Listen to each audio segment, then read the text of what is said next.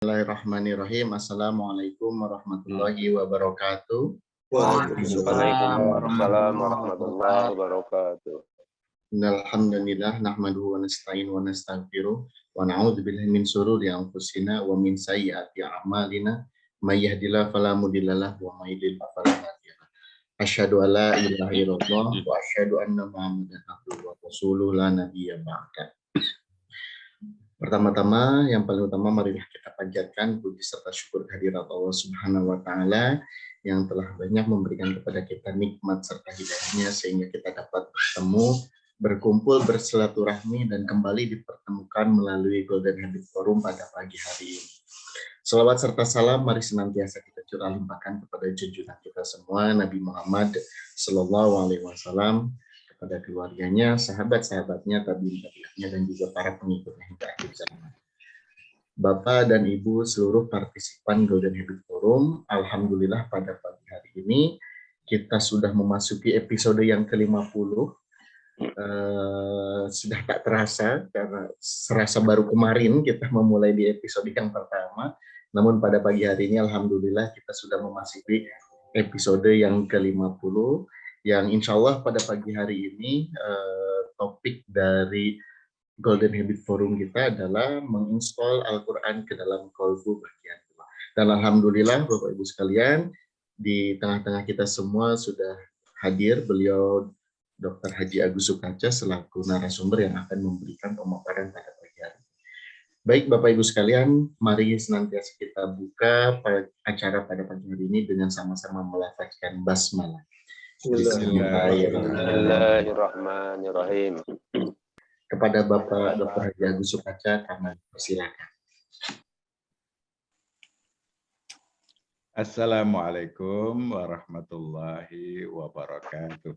Waalaikumsalam warahmatullahi wabarakatuh. Alhamdulillahirrabbilalamin. Assalatu wassalamu ala asyrafil anbiya'i wal mursalin Muhammadin wa ala alihi wa sahbihi ajma'in. Amma ba'd. Bapak Ibu, saudara-saudara sekalian, segenap partisipan Golden Habit rahimakumullah. Tadi yang pertama kali masuk Ibu Masriah Dahlan dari Surabaya. Diikuti yang lain-lain ya. Ada Prof. Partino, ada Rektor UM Palu, Prof. Rasindra, dari Kalteng ada Pak Sairi, ada Pak Jairi, yang dari Jogja tadi diawali Dr. Joko, dari Semarang ada Mas Dia Ardianto, ya, dari Tegal ada Dr. Biri, dan lain-lain yang saya tidak bisa sebutkan satu persatu. Ya. Tapi alhamdulillah kita bersyukur kehadirat Allah Subhanahu Wa Taala. Forum kita ini telah berlangsung 50 pada episode yang ke-50. Ya. Mudah-mudahan tetap mudawamah, kita sama-sama belajar, sama-sama mengaji untuk memantapkan keberagamaan kita. Bapak Ibu sekalian, topik kita kali ini masih melanjutkan tentang installing Al-Quran, ya, bagaimana kita menginstall Al-Quran di dalam kalbu kita. Kalau kita sudah berhasil menginstall Al-Quran di dalam kalbu, maka insya Allah Al-Quran itu akan menyatu di dalam kulit kita, ya, di dalam kalb kita, dan semua DNA yang ada di semua sel tubuh kita. Dan itulah ya, yang nampaknya atau diperkirakan itu nanti menjadi buku besar kita, ya, karena dia merekam semua apa yang kita lakukan pada DNA kita, sehingga kalau installing ini berhasil, ya, maka insya Allah ya, kulit kita, kalbu kita itu akan dipengaruhi oleh Al-Quran itu. Mengawali kajian kita kali ini, ada hadis yang menurut saya sangat menarik.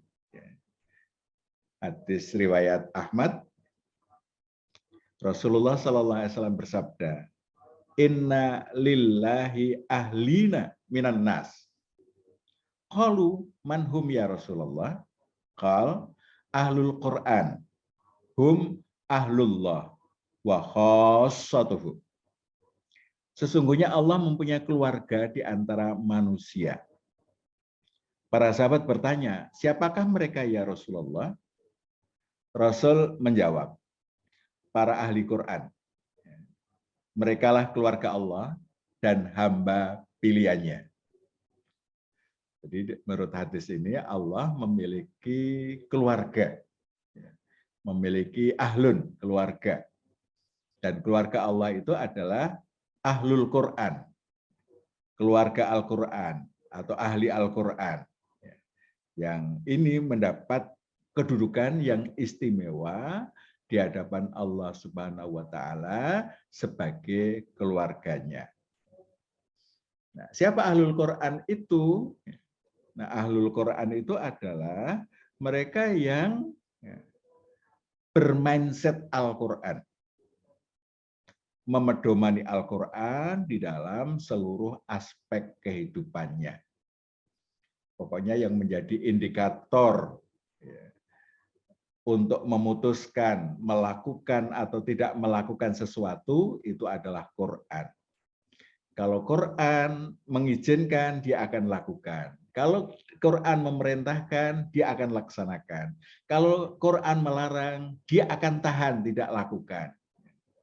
Nah, dan petunjuk-petunjuk Al-Quran itulah yang dijadikan sebagai petunjuk hidup. Jadi Al-Quran menjadi pedoman hidup. Ya, itu adalah ahli Al-Quran. Dan mereka menjadikan Al-Quran itu berada di dadanya, di qalbnya. Kitabun unzila ilaika fala yakum fi sadrika harjun minhu litunzira bihi wa dzikra lil mu'minin.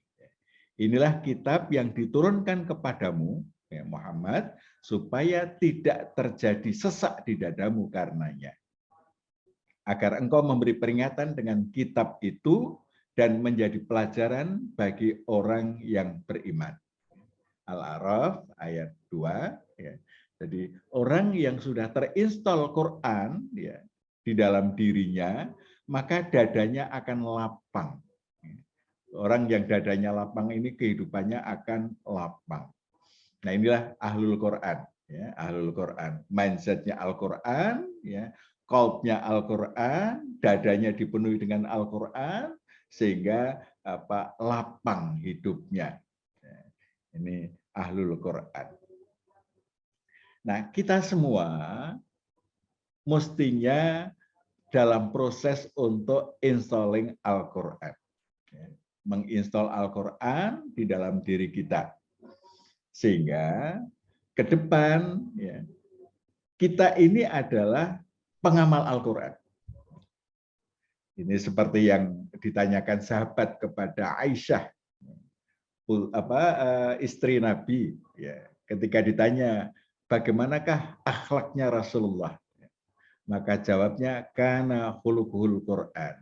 Adalah akhlaknya Rasulullah itu adalah Al-Quran. Jadi Rasulullah itu adalah Al-Quran berjalan. Ini yang sesungguhnya atau seharusnya menjadi idealitas kita. Menjadi idola kita. Kita berusaha untuk menjadikan diri kita menjadi Al-Quran berjalan. Karena apa? Karena seluruh perilaku hidup kita itu berdasarkan Al-Quran. Nah, oleh karena itu perlu kita lakukan installing Al-Quran. Bagaimana installnya? Yang pertama kita harus berkomitmen menjalani hidup sesuai Al-Quran. Ini tahap pertamanya. Bahwa hidup saya sepenuhnya didasarkan atas Al-Quran. Dan tentu kalau kita bicara Al-Quran di sini termasuk di dalamnya Al-Hadis, karena Al-Hadis itu termasuk penjelasan bagaimana kita memahami Al-Quran, bagaimana Rasulullah SAW mengimplementasikan Al-Quran. Jadi installing Al-Quran pertama-tama yang mesti kita lakukan adalah ya, berkomitmen menjalani hidup ini sesuai dengan petunjuk Al-Quran. Itu tahap pertama. Kita sudah, kalau itu sudah menjadi komitmen kita, berarti kita sudah menginstal dasar-dasarnya. Nah, selanjutnya kita harus mengupdate ya, secara rutin.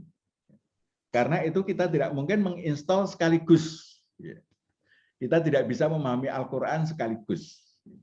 Jadi yang pertama adalah komitmen, kemudian kita lakukan updating secara rutin. Dengan apa? Dengan tadarus. Jadi tadarus itu adalah proses updating instalasi Al-Quran di dalam diri kita, ya, di dalam DNA kita, di dalam qalb kita, di dalam sudur kita. Nah, ini rutin perlu kita lakukan, ya, updating. Dan ini harus rutin, harian, ya, harian harus kita lakukan.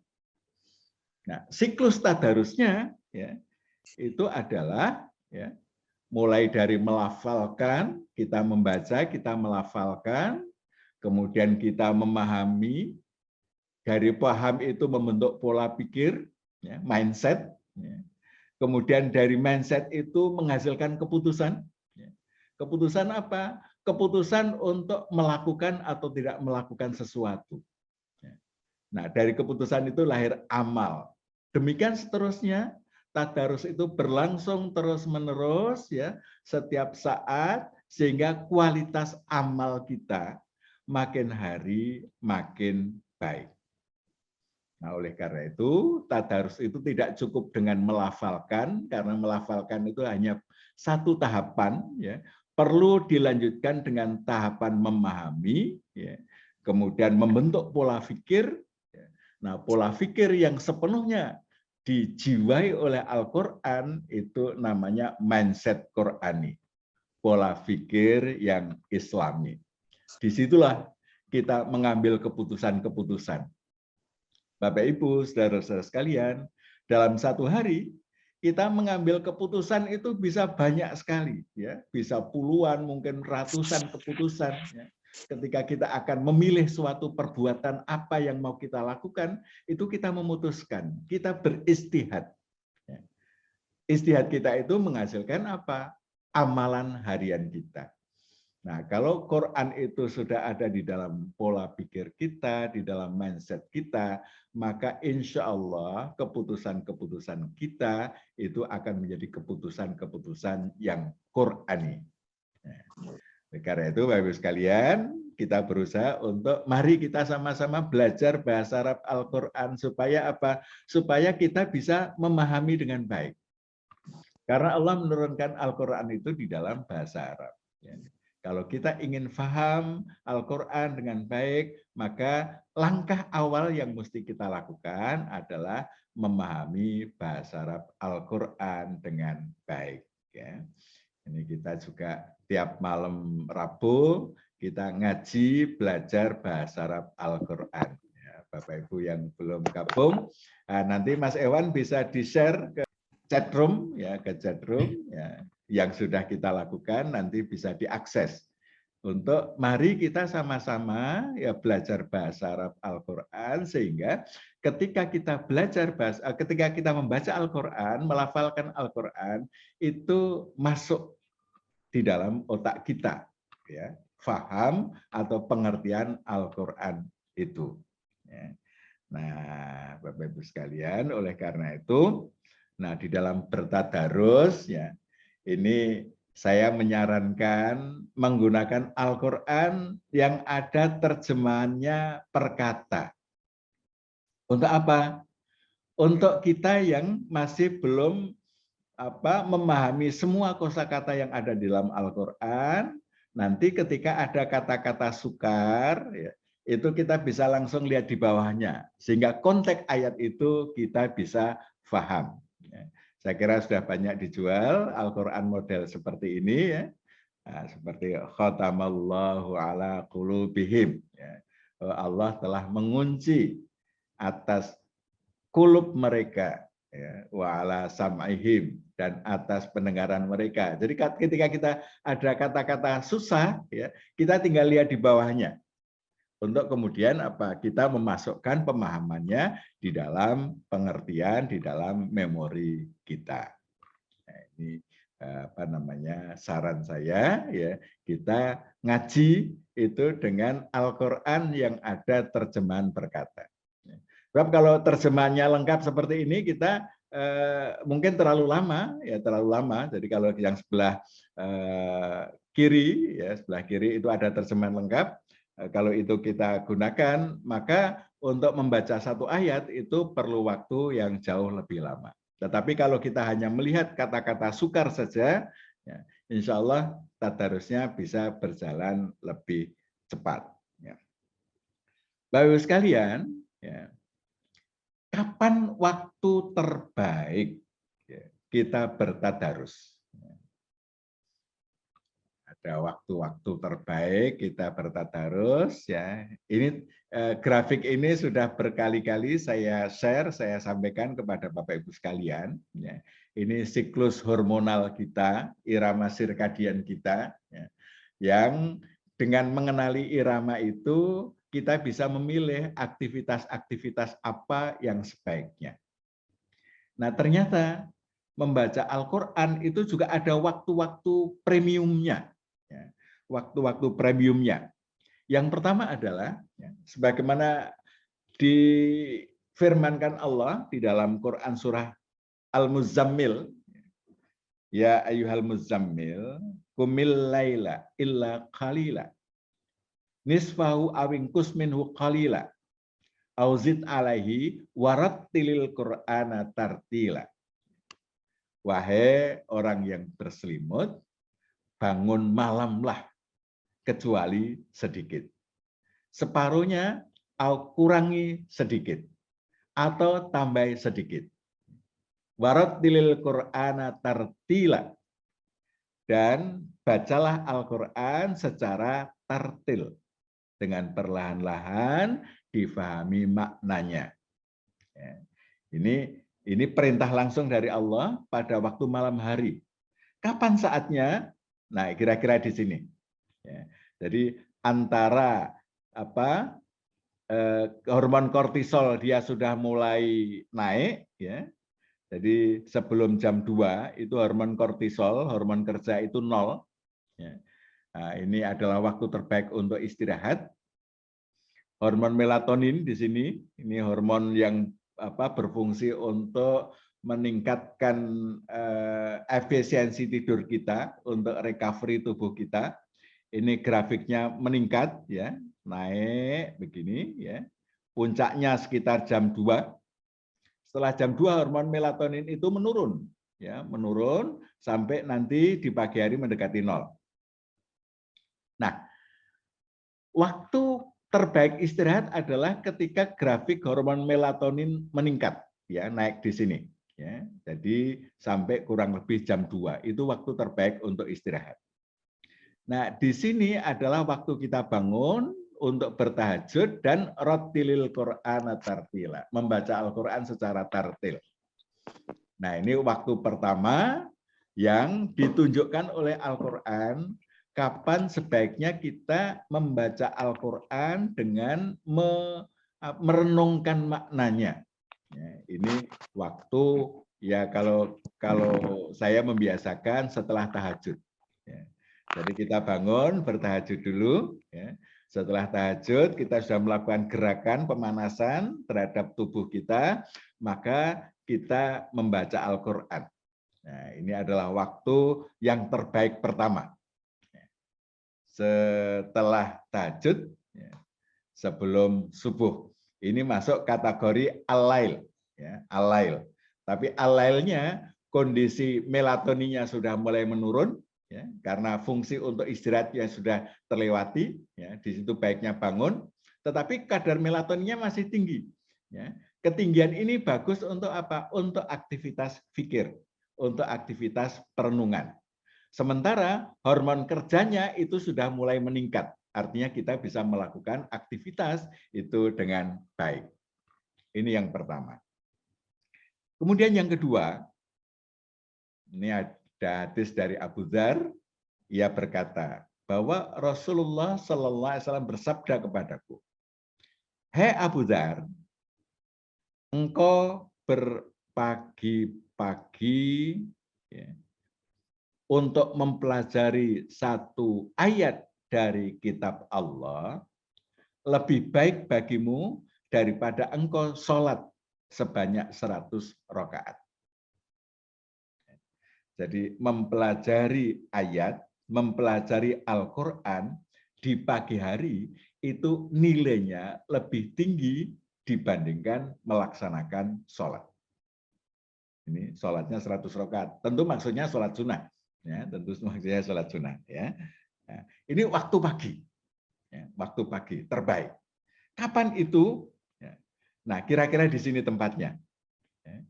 Antara subuh, ya, waktu subuh, sampai kemudian ketika hormon melatoninnya masih ada, tapi dia masih dalam kondisi belum sampai 0, hormon melatoninnya grafik menurun, tetapi masih cukup tinggi. Ini kira-kira antara subuh sampai syuruk, subuh sampai waktu masuk duha. Itu adalah waktu yang luar biasa. Ini bahkan dinyatakan oleh Rasulullah SAW, ya, itu lebih baik ketimbang dengan sholat 100 rakaat. Nah, ini sesuatu hal yang luar biasa, waktu-waktu yang seharusnya kita bersama Al-Quran. Kemudian waktu lainnya bagaimana? Waktu lainnya masih ada. Ya. Nah, ini di sini waktu hormon melatonin mulai meningkat, ya ini di sini sampai sebelum tidur, ya, itu adalah waktu yang juga baik. Nah, ini hormon melatonin itu meningkat mulai apa? Mulai tenggelamnya matahari. Jadi mulai maghrib. Maghrib itu melatoninnya sudah mulai meningkat, ya. Itu juga bagus ya untuk apa recovery, tetapi untuk aktivitas pikir itu juga baik ya. Kita kan tidak pernah istirahat begitu maghrib langsung istirahat, tapi nanti kita harus melakukan ritual sampai waktu isya, ya. Sampai waktu isya ya, kira-kira di sini ya, waktu isya kira-kira di sini melatoninnya masih cukup tinggi ya. Nah, ini kalau berdasarkan hadis Nabi yang lain ya, itu ada amalan istimewa, ya, yakni intidharus sholah ba'das sholah, menunggu waktu sholat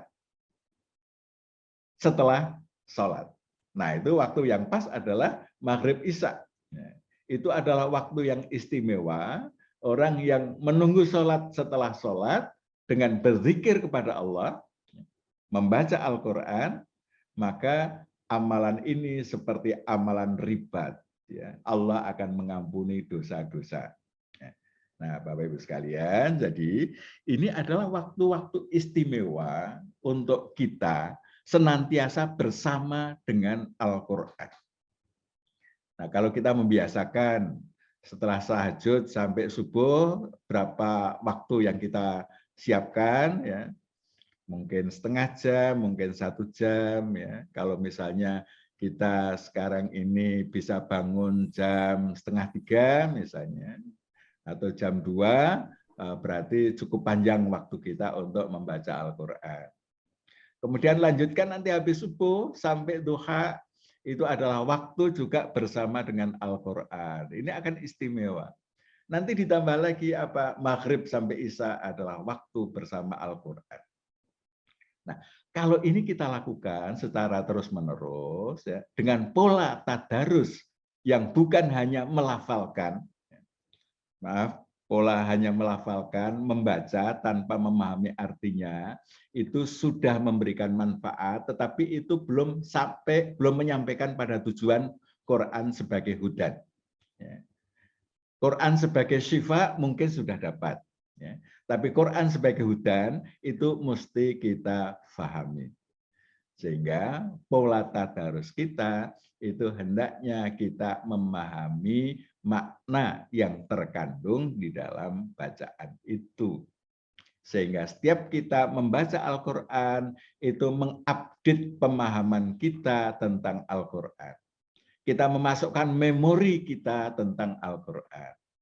Sehingga nanti lama-kelamaan ya, memori kita itu dipenuhi atau diisi dengan Al-Quran. Nah, kalau memori kita sudah diisi dengan Al-Quran, yang fahamnya itu mesti kita update terus. Karena pemahaman terhadap Al-Quran itu tidak bisa sekali terus paham. Perlu diulang-ulang, nanti akan dapat tambahan pemahaman.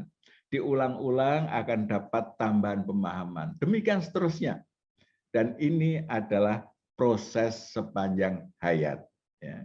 Tidak selesai hanya dalam waktu tertentu, tetapi ini adalah proses sepanjang hayat.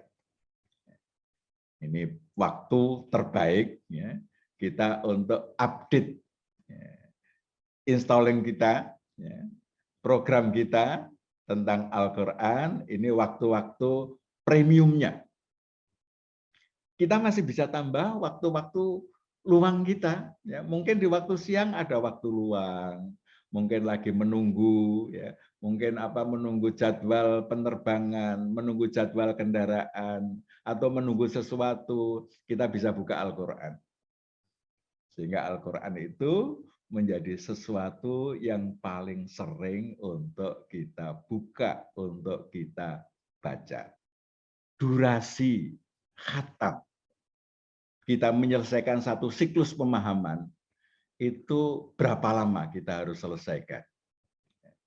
Ini saya juga pernah sampaikan kepada Bapak Ibu sekalian, ya. Ketika Abdullah bin Amrin bertanya, "Ya Rasulullah, fikam aqra'ul Quran?" Berapa lama saya harus menghatamkan Al-Quran? Maka Rasulullah menjawab, sebulan. Ya. Sebulan, ya. Sebulan itu kita harus siklus membaca 30 juz. Artinya setiap ayat di dalam Al-Quran itu terulang di dalam sebulan. Kita mengulangnya di dalam sebulan sekali. Itu kalau sebulan kita menghatamkan. Ini berlaku untuk orang awam. Dan Bapak Ibu sekalian, kalau kita membuat target sebulan, itu berarti rata-rata 1 hari 1 juz. Rata-ratanya. Jadi kita selesaikan 1 juz. Nah, kalau kita mengambil waktu-waktu premium tadi, maka insya Allah itu akan lebih dari 1 juz dalam 1 hari. Misalnya, di waktu malam, kita ngambil setengah jam saja. Setengah jam ini bagi yang sudah lancar, ya, ini bisa 1 juz. Kemudian antara subuh dengan duha syuruk, itu 1 jam lebih. Ya. 1 jam lebih. Itu bisa berapa? Bisa 2 juz. Ya. Nanti waktu maghrib isya, ya, itu hampir 1 jam. Ya, hampir 1 jam. Apalagi kalau kita intidharus sholat, ba'da sholat. Ya. Kita sholat, kemudian langsung, ya, kita nanti sampai iqomah berikutnya, itu juga kurang lebih 1 jam. Ya. Bisa 2 juz. Yang lancar, ya. Yang belum lancar tentu lebih kurang dari itu. Tapi kalau misalnya kita mau menyelesaikan 1 juz, waktu itu cukup. Ya. Jadi sebelum subuh, ba'da subuh, maghrib isya.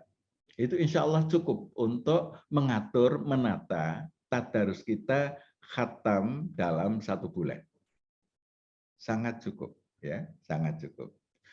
Persoalannya adalah, beranikah kita mengambil waktu-waktu istimewa bersama Al-Quran itu menjadi kebiasaan kita. Ini perlu berani mengambil keputusan. Ya.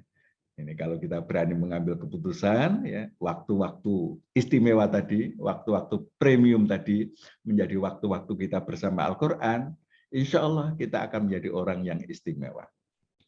Nah, selanjutnya Abdullah berkata, saya mampu menghatamkan kurang dari sebulan. Maka Rasulullah menyatakan khatamkan dalam 7 hari. Artinya 1 minggu. Inilah salah satu amalan Kiai Haji Mas Mansur, ya, selalu menghatamkan Al-Quran dalam 7 hari. Yang sekarang masih hidup, ya, saya ada mengenal beberapa orang yang mudawamah, selalu menghatamkan Al-Quran seminggu sekali. Alhamdulillah, ini punya kehidupan yang luar biasa. Nah, Bapak Ibu mengambil yang mana? Ya, tentu antara sebulan dan 7 hari. Silahkan pilih itu. Ya. Sebab ketika Abdullah mengatakan saya bisa menghatamkan dalam waktu kurang dari 7 hari, jawaban Rasulullah, tidak akan memahami Al-Quran bagi orang yang menghatamkan dalam waktu kurang dari 3 hari.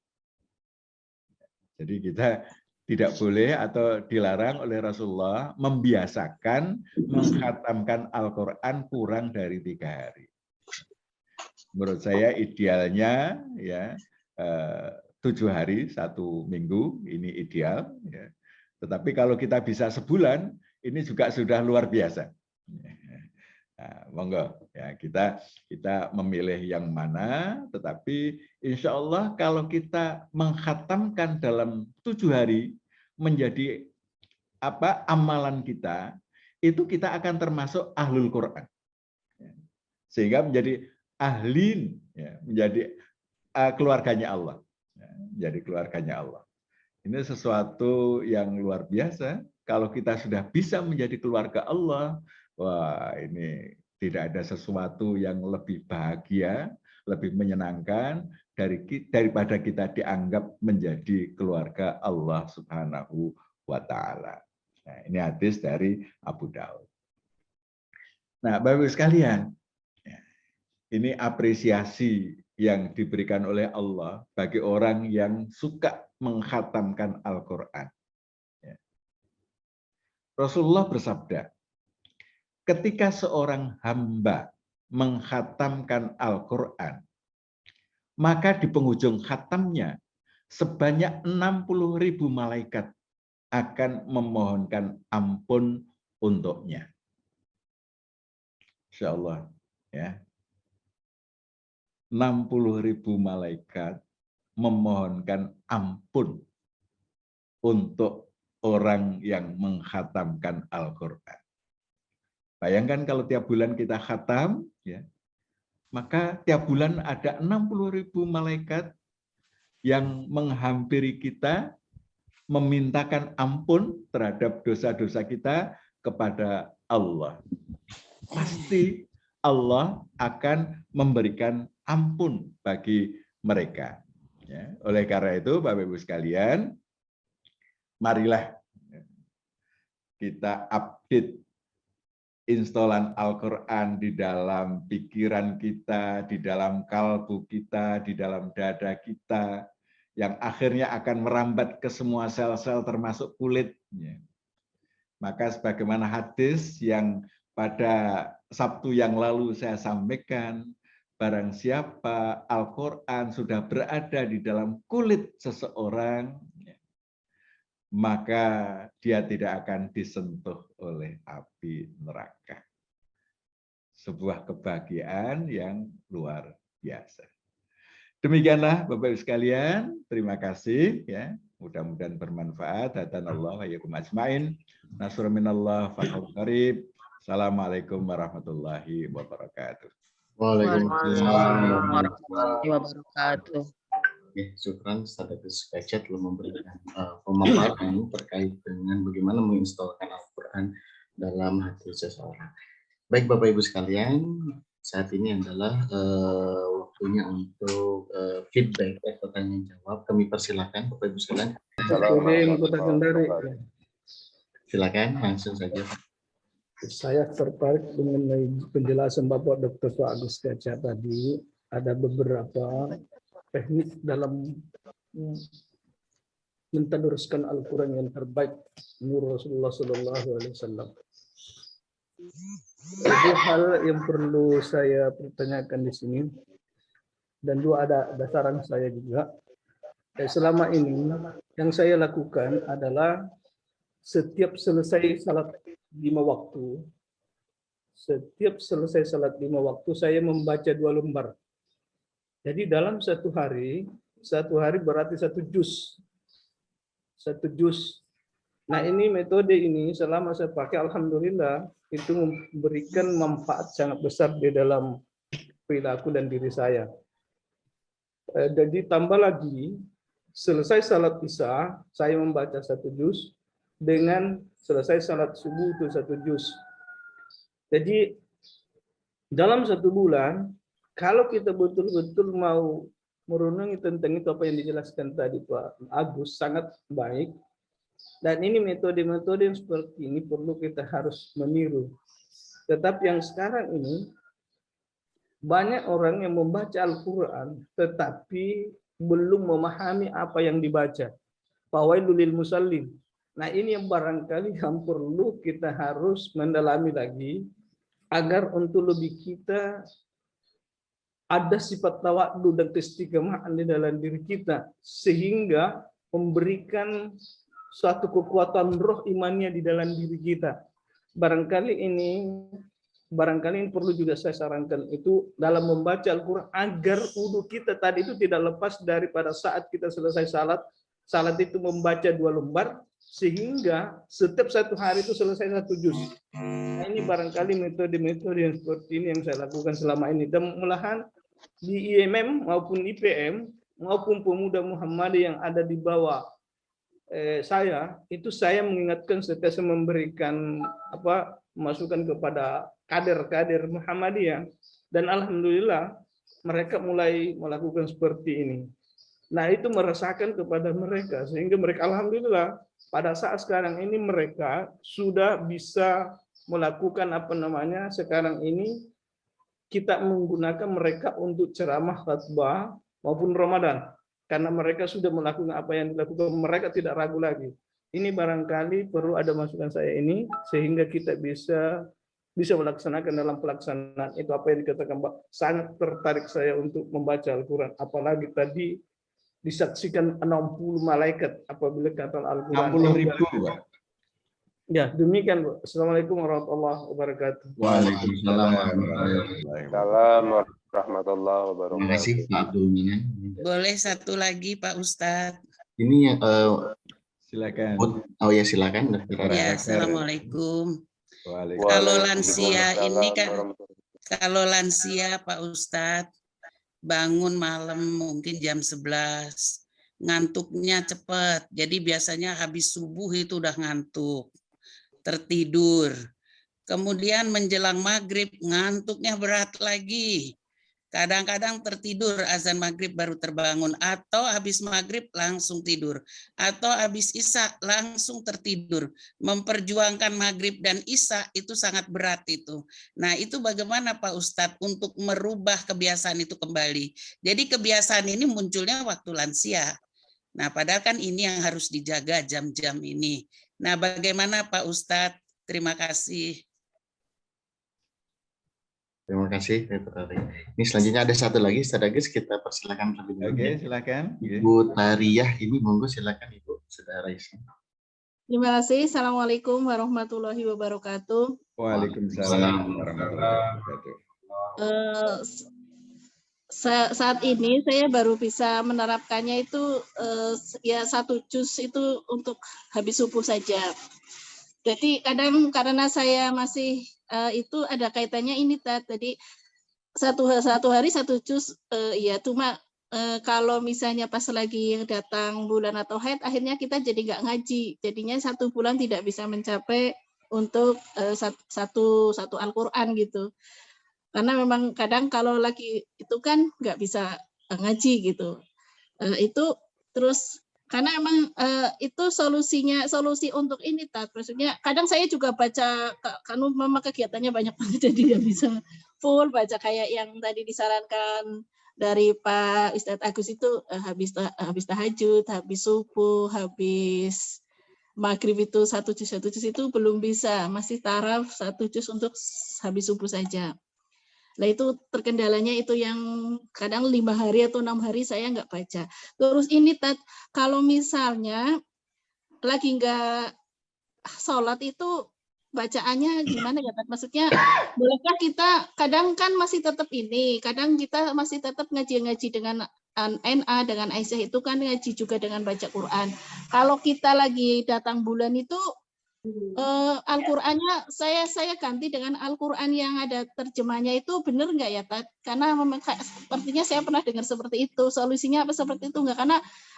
Karena ini juga jadi kendala teman-teman, ada banyak yang nggak mau hadir ke pengajian karena pas lagi libur. Itu solusinya bagaimana ya, Tat?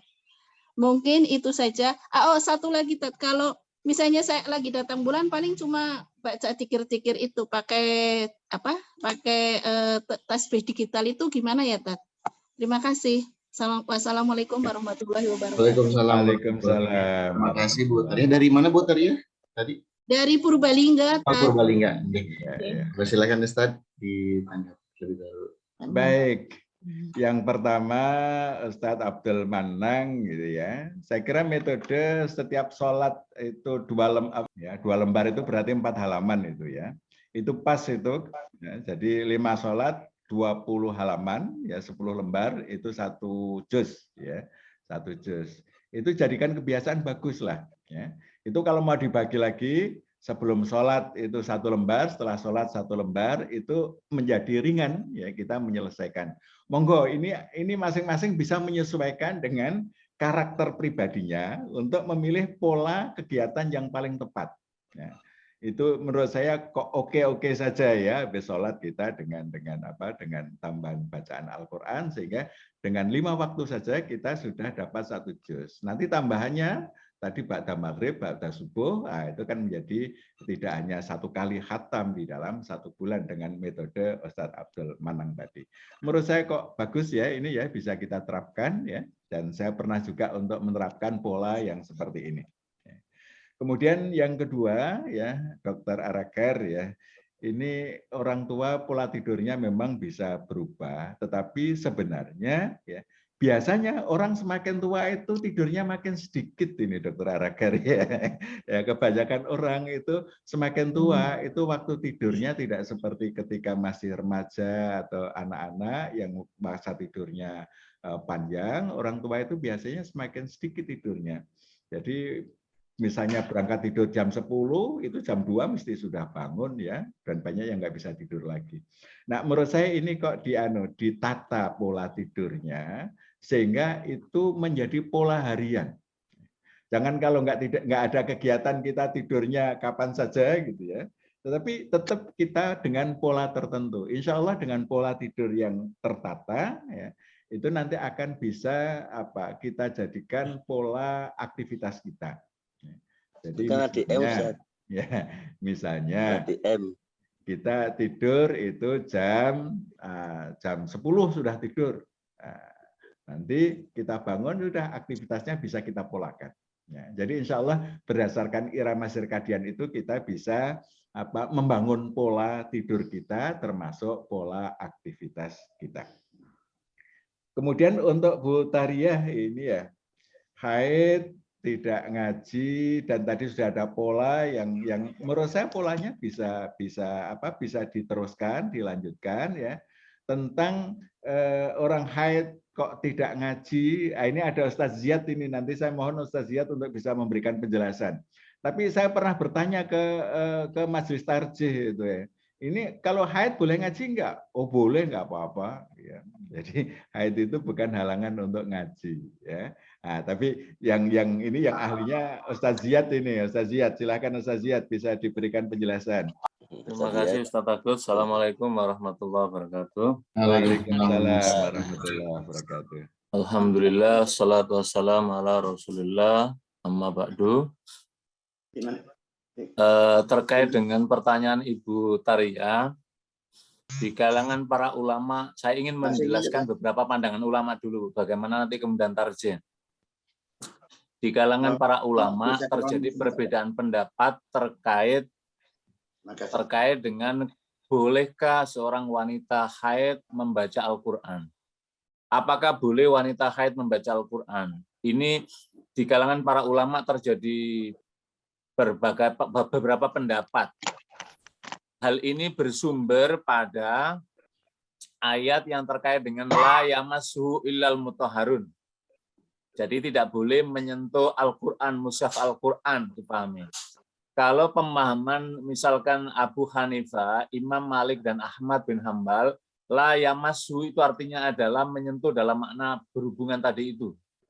Makanya dalam kata la yamassuhu tadi itu, sehingga konteksnya di sana. Sementara menurut Imam Syafi'i, yamassa itu artinya adalah menyentuh, ya menyentuh dohiri tadi itu. Itu yang kemudian terjadi perbedaan pendapat.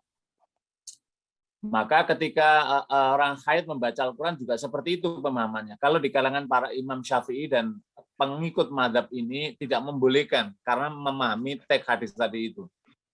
Tapi kalau merujuk pada hadis-hadis, misalkan riwayat dari Aisyah, ketika pada Aisyah radhiyallahu anha, ketika hadis terkait dengan ibadah haji. Kemudian Aisyah bertanya, ya Rasulullah, bagaimana kami dengan orang yang haid ini dalam pelaksanaan haji? Maka Rasulullah SAW mengatakan orang yang haid itu boleh melakukan ibadah kecuali tawaf dan sholat dan berpuasa. Makanya kan kunna nu'maru biqadha'is shaumi wala nu'maru biqadha'is shalah. Jadi ketika ibadah haji, maaf adalah haji pun hanya tawaf saja yang tidak dibolehkan karena tawaf itu sama dengan sholat. Sehingga ketika orang yang masuk Masjidil Haram, ketika sudah tawaf ya itu sudah sholat sunnahnya gitu. Itu kaitan di sana. Makanya ketika pendapat ini, misalkan tarjem, memahami dalam konteks ini, maka kebolehan. Boleh misalkan ketika dalam membaca tadi, karena memahami teks daripada la yamassuhu tadi itu. Yang kedua adalah ketika Nabi berdasarkan hadis dari Aisyah yang ditanya, apakah boleh menunaikan ibadah haji?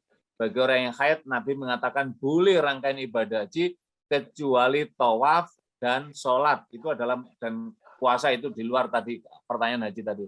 Disinilah tadi yang disampaikan oleh Ustaz Agus dalam kaitan apa itu orang tarjem menjawabnya boleh karena konteks hadis tadi itu.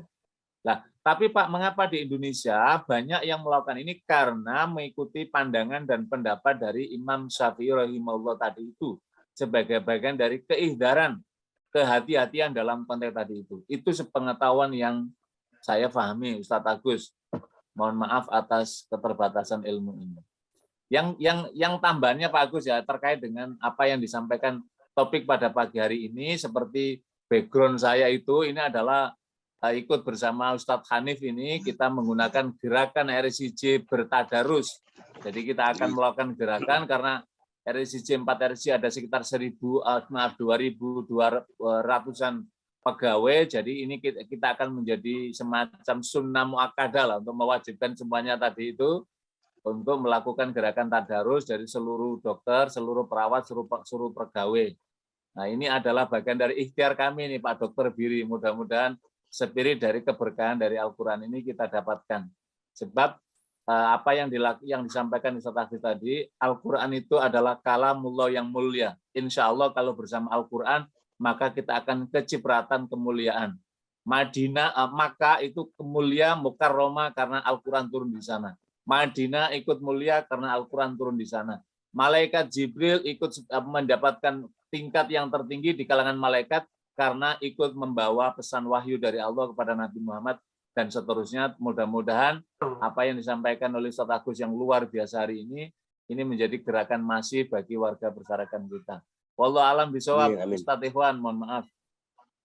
Ya, terima kasih banyak Ustaz Ziyad ini sudah memberikan tambahan pencerahan kepada kita semua. Alhamdulillah tadi kita akhirnya tahu bagaimana terkait dengan pandangan terkait dengan membaca Al-Quran dalam kondisi haid tadi.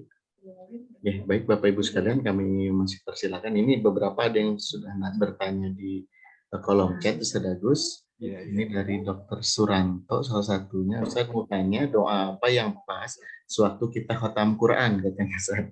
Itu yang salah satunya. Doa khatam Quran ini Ustaz Ziyad, silahkan. Ini ahlinya ini. Saya mesti lempar ke ahlinya ini.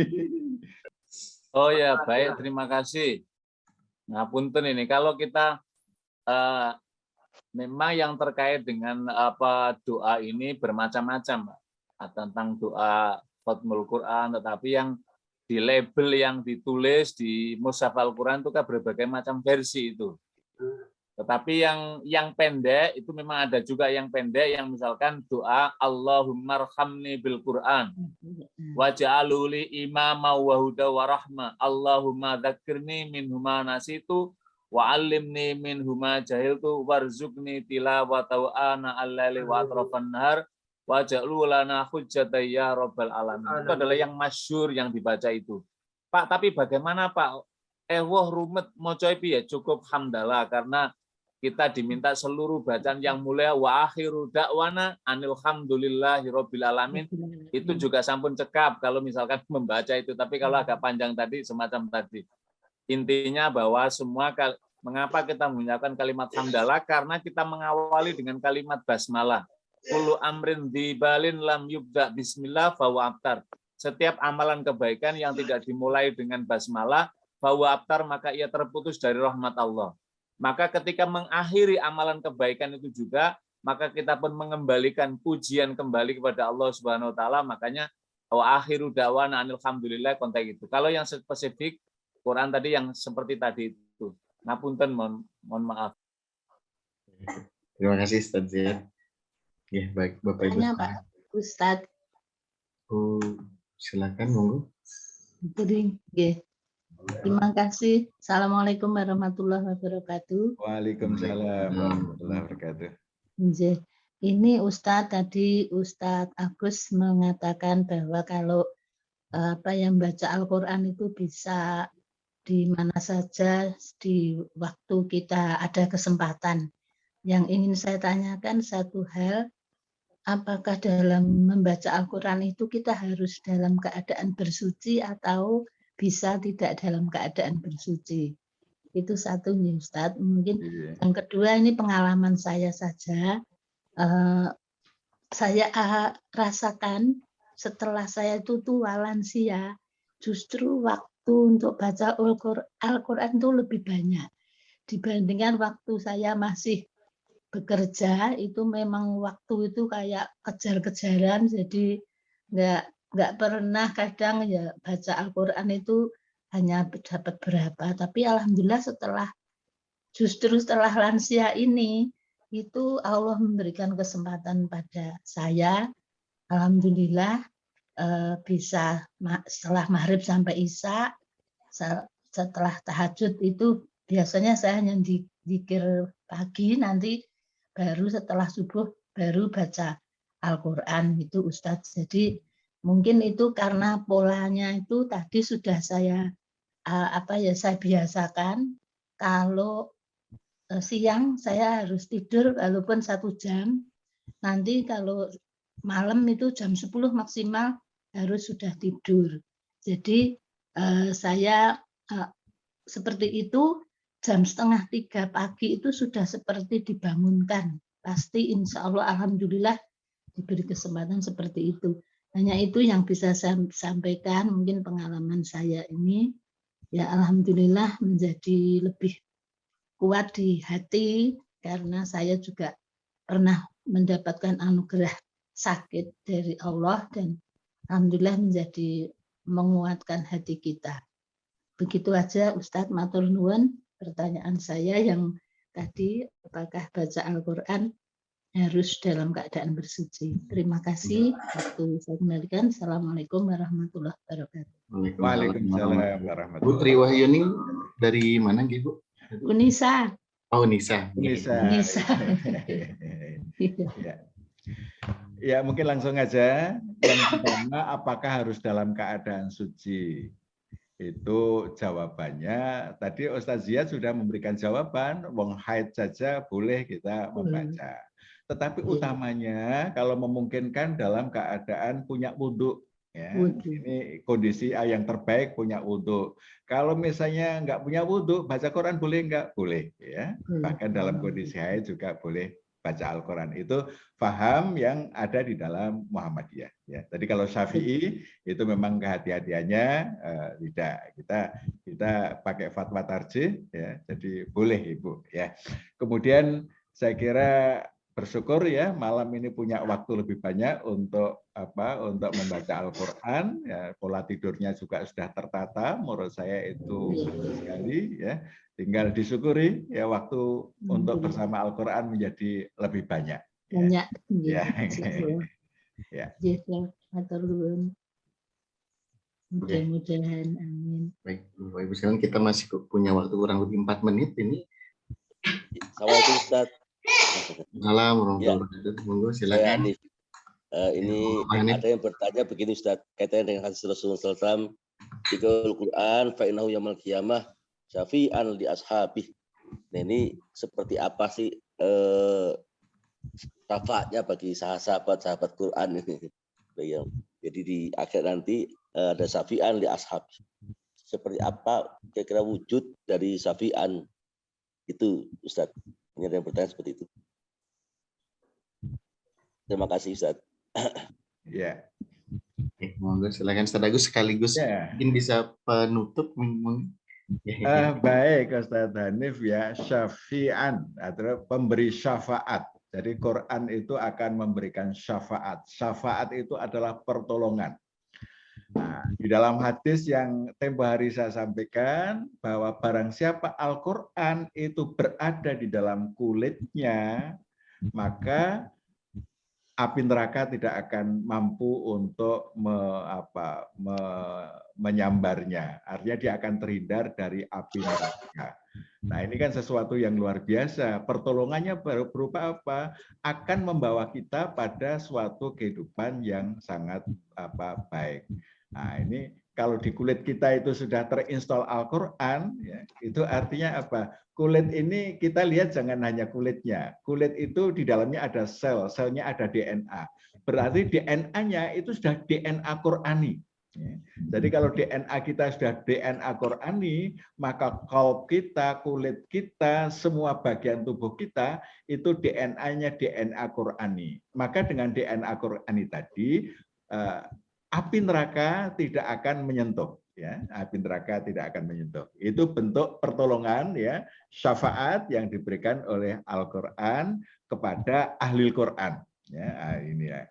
Ya, saya kira itu Ustadz Hanif ya.